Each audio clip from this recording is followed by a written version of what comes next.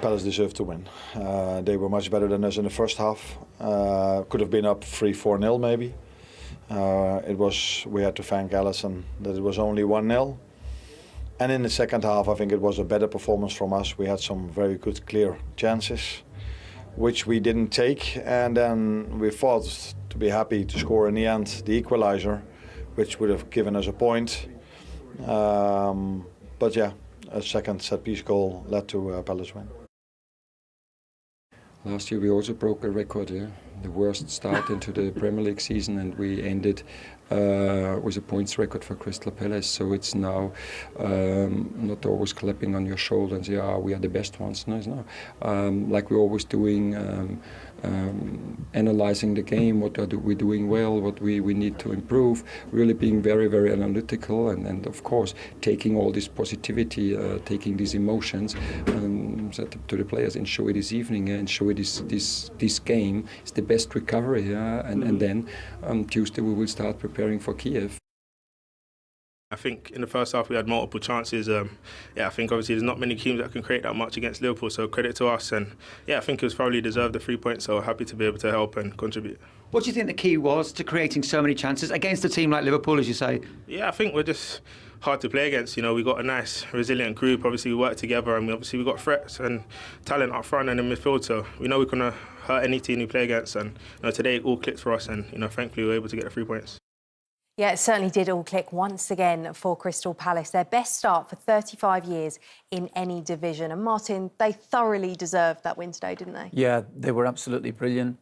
The manager Slot said exactly that there, that they could have been 3 or 4-0 out of sight. And Liverpool get a very late goal, as we probably expected. What we didn't expect was them to concede one.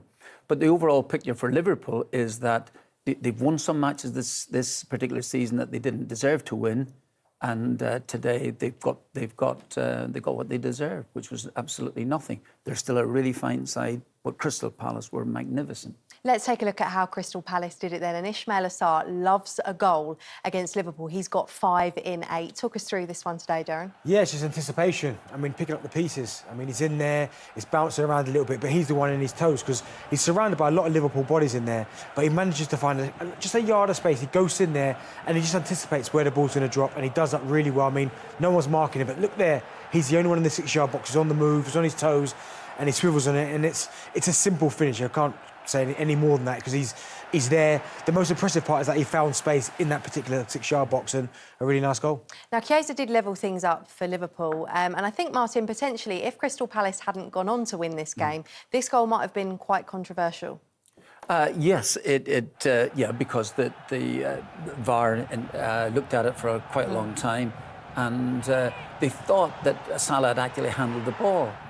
But I don't think that was conclusive, and eventually VAR decided that he didn't actually touch it, and Chiesa comes in, half hits the ball but sticks it in the net, which is the most important thing, and Liverpool looked as if they'd got something from the game. But as we said just earlier, that it would have been a crying shame if Crystal Palace had not taken all 3 points.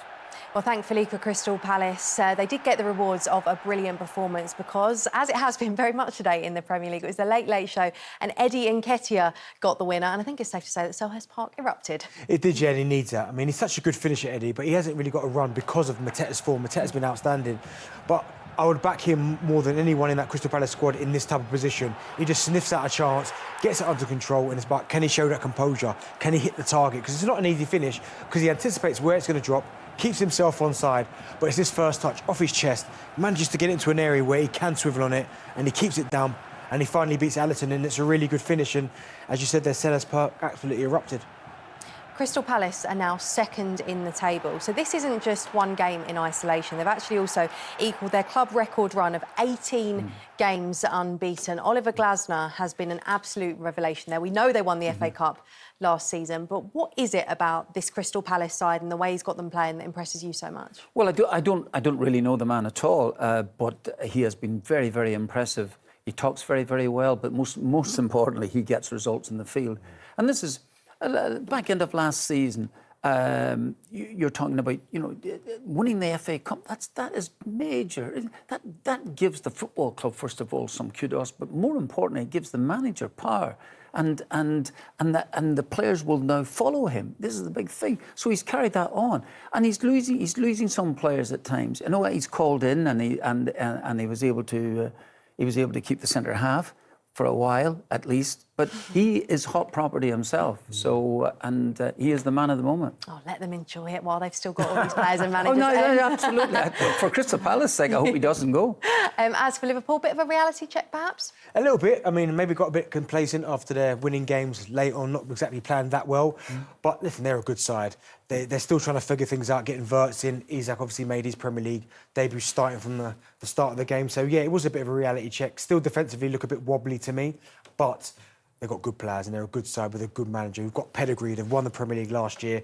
They will bounce back from this. A reminder, Crystal Palace are 12 unbeaten in the Premier League for the first time in their history. But did you think when Chiesa, and after a big forensic views, goal stood, that Liverpool somehow were going to get something out of it? Definitely. Definitely. We all know that Liverpool finish games very well. They have done this season, and they finished this game well.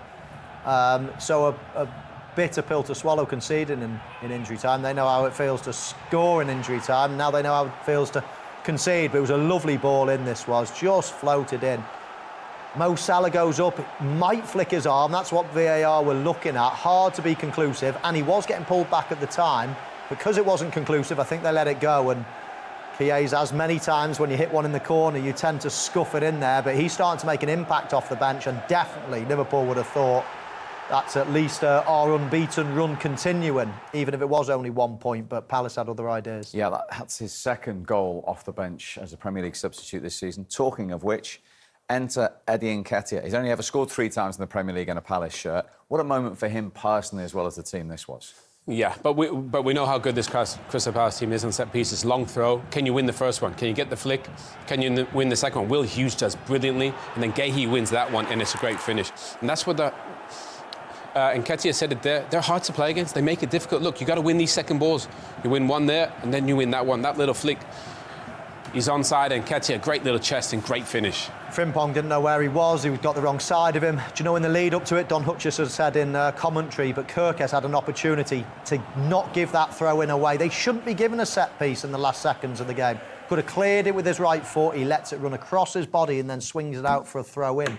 Really frustrating. It was avoidable, that goal, and Arne won't be happy with that. Yeah, pleased to report that Oliver Glasner's hamstring is absolutely fine as well. He didn't know where he was going, did he? After that celebration, no. He needed a sat-nav at the end of that. Liverpool, did they struggle physically at times defensively today for you? Well, I don't know whether it was tiredness. I mean, they rested a fair few players in midweek in the Carabao Cup. Well, they weren't their usual selves, were they? They weren't their usual selves, but whether you can blame it on tiredness or anything, we are early in the season. I mean, I'd be hesitant to blame it on that. I mean, Konate in the first half didn't know what he was doing. And I can't say that was because of rustiness or tiredness or anything else like that. We've seen 1 or 2 performances from him this season that have been quite similar. So, yeah, I mean, I wouldn't use that excuse. I would definitely give praise to Crystal Palace. They're a proper team. They're not, I mean, you mentioned how many games they've gone unbeaten. They beat Liverpool, obviously, early in the season, the Community Shield. It wasn't a fluke. So I would be more inclined to say Palace played particularly well. And probably Arsenal on the team flight or just arriving at the team hotel on Tyneside at the moment ahead of that game at Newcastle tomorrow. What a fillip that is for them. Steve, that's the best feeling. When you see your rivals lose on the way to the game tomorrow. So they'll be absolutely buzzing with that. And to be fair, Liverpool weren't at their best today. Crystal Palace deserved to win that game. And that result and the performance? Very, very difficult first half for us. They did really well. Deserved to be 1 goal up. I think we were even lucky that it was only 1-0. Second half performance was maybe a bit the opposite. I think we had enough chances to score. Took a while before we scored one, and when we scored one, there was only a few minutes left. You think it's going to be a draw, but from their second set piece, they won the game. Well, there were some special celebrations from you on the touchline as well when that goal went in. Are they the sort of moments you're in the game for? Yes, absolutely. I think everyone who was close to Crystal Palace, these are the moments we love. That's why we love football. Yeah. This is. I think all our fans have a great Saturday evening now. Yeah, and that's why we love football. And of course, I felt at halftime, we should lead by 2 at least. We should lead by 2 goals at least. But then really coming back and having these emotions, but I think at the end we also deserved it, and so it was a great performance, great game, great win. It is the end of your 100% record, but I suppose that the mark of your team now will be how you respond and the learnings you take from this. Yeah, but we take a lot of learnings from all the games we've played till now, and this is something we can maybe even learn more from than from the others, although it wasn't as if we were perfect till now when it comes to the way we played. But we were always a team that fight really hard to come back to the game. That's what we did again today. But today it didn't lead to 2 points because they scored the late goal winner. Palace, of course, FA Cup winners and now unbeaten in 18. Gary, manager to manager, give me your assessment of the work that Oliver Glasner is doing at Crystal Palace right now. Yeah, absolutely incredible. I think the journey that he's taken that football club on, if you think from where he picked it up, also the quality of the players that they've lost as well in Elise and Eze, who were both a massive part of what they were achieving. And you wouldn't know that they'd lost that bigger quality. They're so hard to play against, not only at Selhurst Park now, on the road as well. They have a real clear style. They never deviate from it. They're good from set pieces. It's an incredible job that he's done there. I mean, to add silverware at a club like Crystal Palace in itself is an incredible achievement.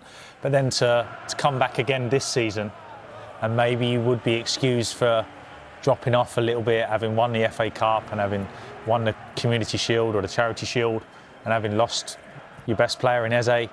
And there's been no drop off at all. They've actually taken it to another level, and nothing but extreme sort of praise from me as to because I know how difficult it is. I've been in a similar seat to that, and he's making it look very, very easy at the moment, and it definitely isn't.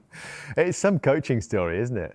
That's brilliant. He came in with a big reputation, the work that he'd done previously, and I think everybody expected him to do well. He came in and it took maybe a little bit of time to gel at the start, but now when you watch them play, and Gaz just touched on it there, when you watch them play, it looks like everybody knows their role. Everybody knows how they're going to defend. Everybody knows how they're supposed to attack, and they carry it out really, really well. They've still got some really good players there, even considering the ones that they've lost. But for me, the structure... He's made them better as well, though. He has made them better, and that's a sign of a good... for me, when you look at good teams and good coaches, teams know how to defend, teams know how to attack, and you make the players better on an individual basis. That's what makes a good coach for me. And I think you can see that in abundance when it comes to Palace. Arne Slot was very honest in his interviews, isn't he? He said there could have been more than a goal down at half-time. We were watching in here, and that was certainly the case. Palace had 2 or 3 really good chances, even in that first half. Was this coming a little bit for them, for Liverpool? Yeah, I don't know. They're a fantastic side. And similar, if you think of the impact Arne Slot had on Liverpool last year to pick it up off of the job that Jurgen had done and to win the title in his first season. An incredible achievement, and you don't feel like they've fully got going yet, but it is the hallmark of all great sides that they find a way to win. And you felt maybe when they equalised today that if anyone was going to, the way it had been going for them, they might go and get another one. But today they had to suffer at the other end. I'm sure they'll bounce back. I don't know who they play next, but yeah, they've got a lot of depth there. They've recruited really well again. Excellent recruitment department at Liverpool. Well, it's Chelsea next week, and then after the international break, they play Manchester United. With Liverpool, it's an interesting one. I probably can't remember a team that won the league and yet had a bit of an overhaul. It seems that a lot of new players have come in. They've lost players. Obviously, there's been kind of a lot going on over there over the summer. So it's probably a strange place to be for the champions, to kind of have so many players go out and so many players kind of come in, that they're still finding their way. Nketiah and Isak obviously coming in, still get kind of, they're going to take a little... Nketiah started really well, to be fair, but Isak's going to take a little bit of time to gel, but it looks like a top-class player. When he hits a bit of form, you're going to be expecting him. These lads have got to keep their shirts on, haven't they, Andy? That's the problem with people like Nketiah, Paulinho tonight. Did you used to wave your shirt around your head? No, I didn't, mate. I kept mine for